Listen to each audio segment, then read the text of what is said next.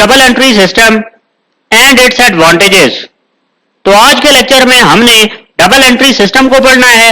सबसे पहले हम समझेंगे कि डबल एंट्री सिस्टम होता क्या है, उसके बाद हम डबल एंट्री सिस्टम के एडवांटेजेस की तरफ जाएंगे, यानी हम ये देखेंगे कि डबल एंट्री सिस्टम के एडवांटेजेस क्या हैं, हमें डबल एंट्री सिस्टम को अडॉप्ट करते हुए कौन कौन से फायदे हासिल होते हैं। तो सबसे पहले हम ये देख लेते हैं कि डबल एंट्री सिस्टम क्या है। Double entry system of book keeping has its origin to an Italian mathematician Lucas Pacioli. एक इटालियन मैथमेटिशियन है ल्यूकस पेक्यूली, उसने डबल एंट्री सिस्टम को इजाद किया।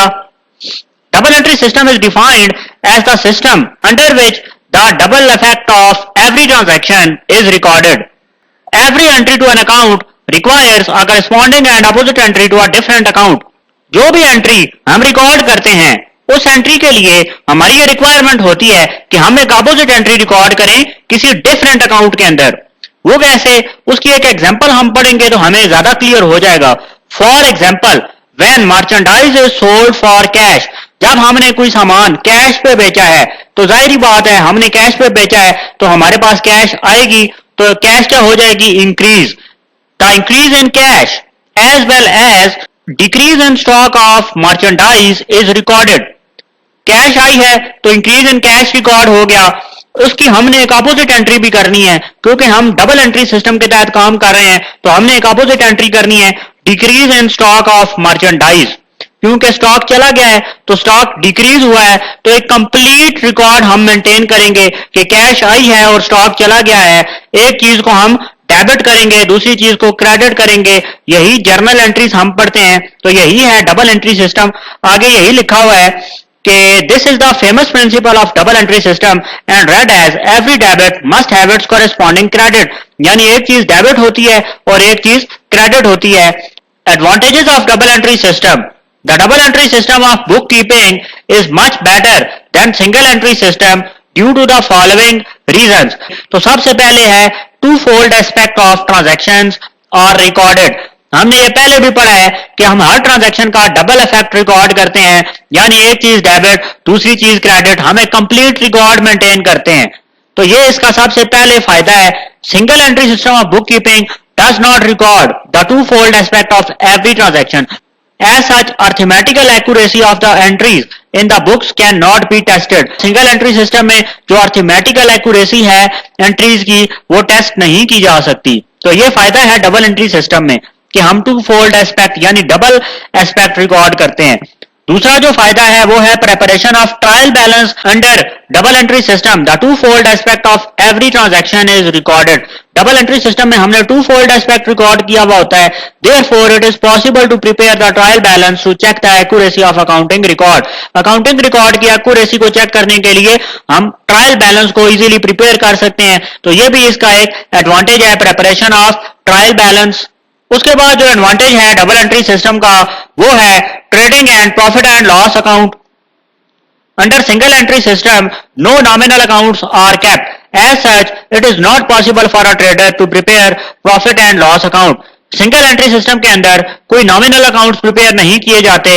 इसकी वजह से जो सोल ट्रेडर है जो कि एक बिजनेस को चला रहा है उसके लिए पॉसिबल नहीं है कि वो प्रॉफिट एंड लॉस अकाउंट को भी प्रिपेयर करे। But under double entry system, trading and profit and loss account is prepared and proprietor knows the profit earned or loss sustained by the business।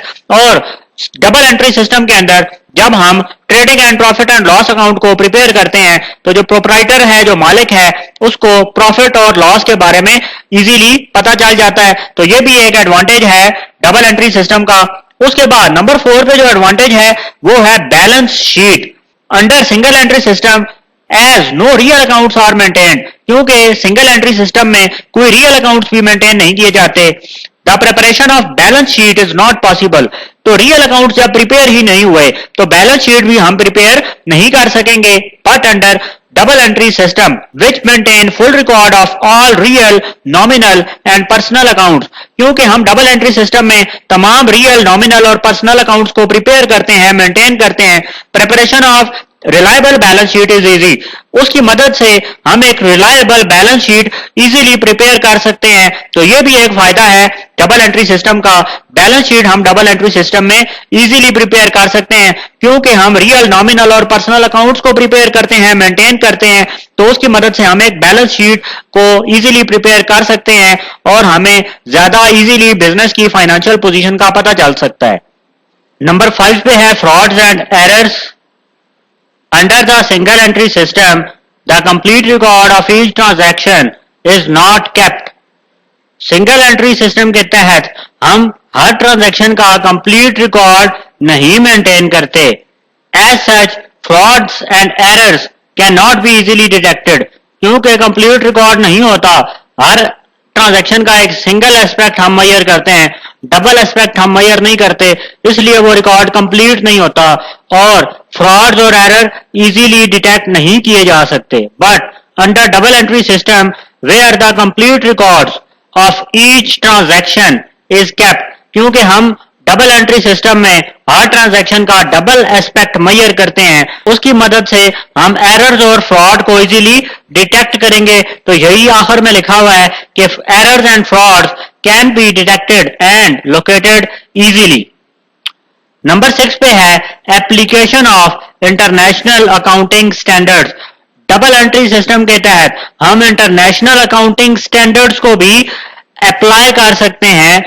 Under double entry system international accounting standards can be adopted. International accounting standards जो हैं वो बहुत जरूरी होते हैं किसी भी accounting record के अंदर, और डबल एंट्री सिस्टम में हम उनको अडॉप्ट कर सकते हैं। While under single entry system these standards cannot be applied. Single entry system में हम कंप्लीट रिकॉर्ड मेजर नहीं करते, सिर्फ सिंगल साइड हम मेजर करते हैं किसी भी ट्रांजैक्शन की, इसलिए कंप्लीट रिकॉर्ड मेजर नहीं होता और हम अकाउंटिंग स्टैंडर्ड्स को भी अप्लाई नहीं कर सकते। In the absence of international accounting standards, the accounting record is not accepted by the international bodies and global comparison cannot be made. International accounting standards जो हैं वो ग्लोबल बॉडीज ने बनाए होते हैं, अगर इंटरनेशनल अकाउंटिंग स्टैंडर्ड्स को apply नहीं करेंगे तो हम उसका एक वर्ल्ड वाइड कंपैरिजन भी नहीं कर सकेंगे। इसलिए डबल एंट्री सिस्टम में जब हम इंटरनेशनल अकाउंटिंग स्टैंडर्ड्स को अप्लाई करेंगे तो ये भी हमारे लिए एक एडवांटेज होगा। नंबर 7 पे जो एडवांटेज है डबल एंट्री सिस्टम का वो है calculation of accounting ratios. Under single entry system the proper record is not available for calculation and computation of accounting ratios, while accounting ratios can be calculated in double entry system with the help of complete record.